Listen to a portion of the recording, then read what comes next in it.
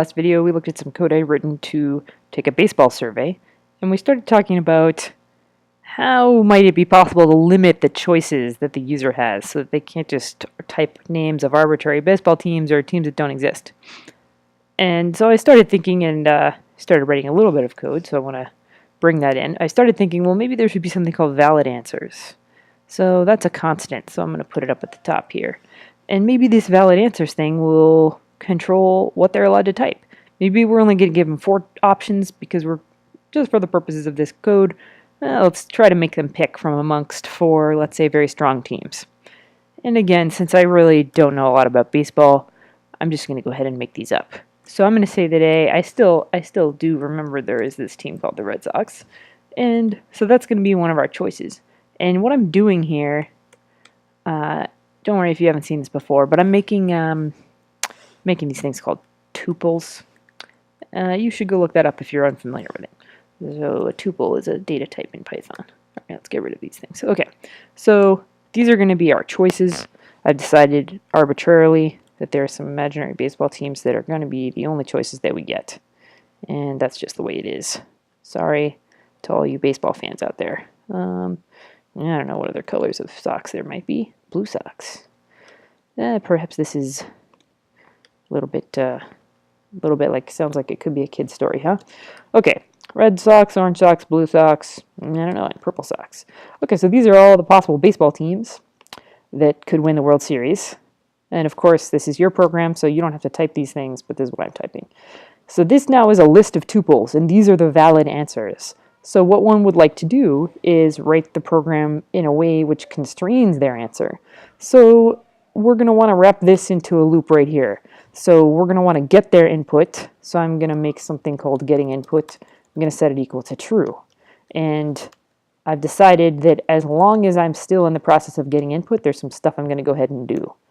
And when that input is valid, we'll be done with this loop. So we want to then check if answer. Actually, this would be really good to write in a modular way. So actually, let's go ahead and say valid answer pairs. Valid answer pairs. I take that back. I did think about this. I'm trying to make it as simple as possible for you. So let's go ahead and say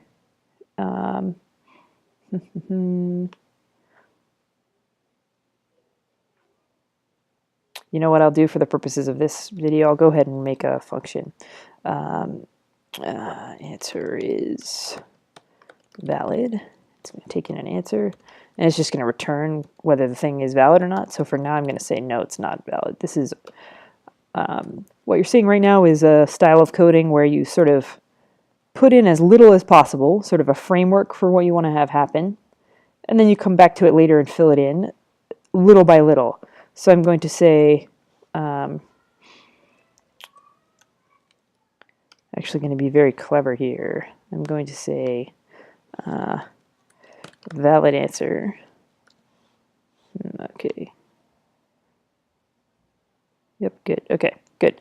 So we're going to just check whether their answer is valid or not. So I'm going to call it is valid.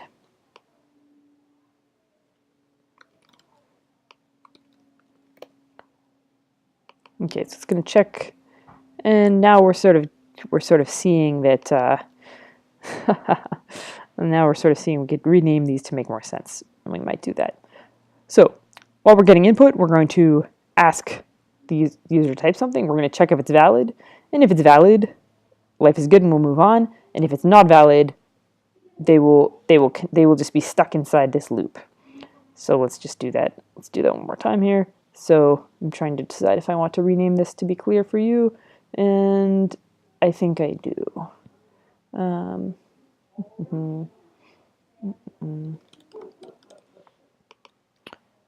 Okay. Double negative. Now let's just do it this way. I don't mind if there's an extra line of code. I'd prefer for you to understand. So if it's valid, we're going to pass. I'm doing this on purpose to introduce a little bit more code for you. Actually, let's put the pass there, and let's say getting input is false. Okay, done. So you could write this more cleanly and succinctly, but I just would like to show you as much code as possible in a short time. So we have a Boolean variable called getting input, and it begins as true. And as long as we're getting input, we're going to be prompting them to type something. We're going to be checking if it's valid or not. And if it is valid, then we will set getting input to false because we're done. We're done with this loop and we're ready to move on. We're ready to proceed with the rest of the program. However, if it is not valid, nothing will happen. It will just continue to be up here. So in truth, we could get rid of this statement altogether, because the only way to get in here, the only way to get inside this if statement is if you meet this criteria. Okay, so I believe that this should work. And let's go ahead and say, let's just do a test here.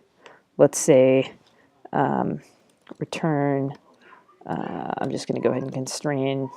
I'm going to say that there's only one valid answer for now, the Red Sox. Yes, we have not yet used this code, by the way. We have that on standby. So I'm going to say that this is the only valid answer, the Red Sox. And just so that you know, we're going to go ahead and put a print statement in here. Answer is valid. Okay, and let's test this code. So now I've decided I'm showing you a lot at once. Okay, so we're going to run the survey program again. We're going to start the survey. And I want to type the ID. Okay, who will win the World Series? The Purple Sox. This should be invalid. It should just tell us, interesting. See how it just gave us the same question again? That means that the answer was not valid and it was not stored. But if I type Red Sox, it will say answer is valid, and it will be ready for typing the next person. So as usual, I'm doing a lot of code at once here, so I should wrap this video up. But basically what we did that was important, and I'll go ahead and remove this debugging statement, we created a loop that will make sure we get input that we want. So what I'm going to do next is I'm going to rewrite this answer is valid function to only allow the user to select valid answers out of what we've defined. And then our program should be almost ready to rock.